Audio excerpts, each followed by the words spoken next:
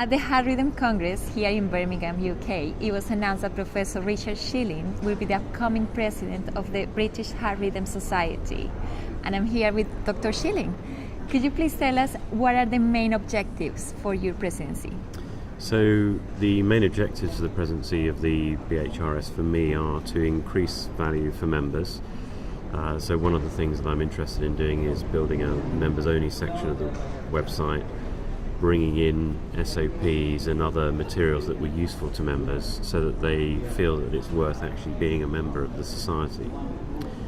The second and probably slightly more important personal objective is trying in some way to address the fact that we have 250 people die every day from cardiac arrest and sudden cardiac death.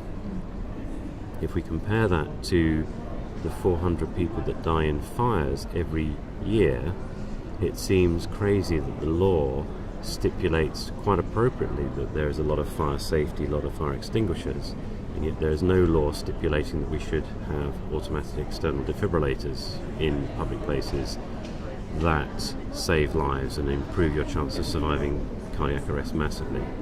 So my personal mission is to try and get that law changed so that AEDs are treated in the same way as fire safety.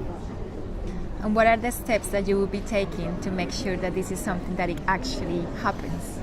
Well, I think the first thing is to try and bring together a team of stakeholders, including politicians, professionals, patient representatives, to build a case that will then gather momentum over the course of the next 3 years, to try and construct a draft piece of legislation that is practical. There's no point in making it impossible to apply, and also trying to then ask our political partners to push that through Parliament.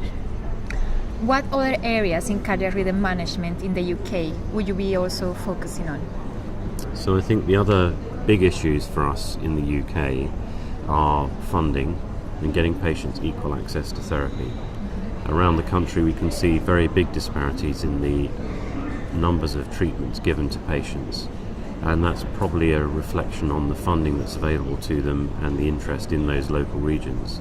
We also see the NHS under an even increasing pressure in terms of funding, and their response is to try and cut back on access to therapy.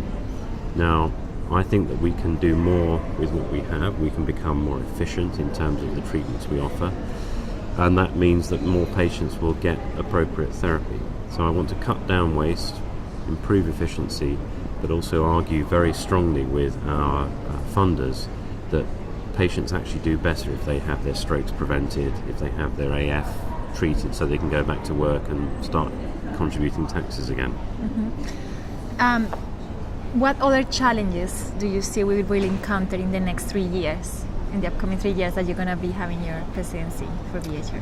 So I think the big challenges will be to try and engage our membership. There is a lot of enthusiasm, there's a lot of energy there, and the key is going to be channeling all of that energy and enthusiasm so that we can make the most of all the fantastic members that we have. We also have a challenge in also transmitting that to the public, because heart rhythm is a slightly abstract concept. You know, it's not like a tube that's blocked or a heart attack. It's difficult to visualize, but it's still incredibly important.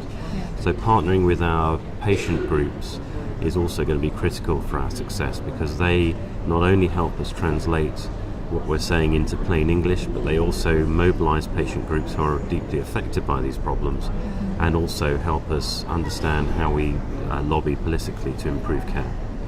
How is that work with Arrhythmia Alliance? Is it going to become a closer work now in terms of? Well, I've always had a strong involvement with the Arrhythmia Alliance. I was a founding member of them and the Atrial Fibrillation Association. I'm now the medical director of the Arrhythmia Alliance. So I recognise how important they are, and how important other patient groups are in guiding us on this mission, because ultimately we're here to try and make patients' lives better.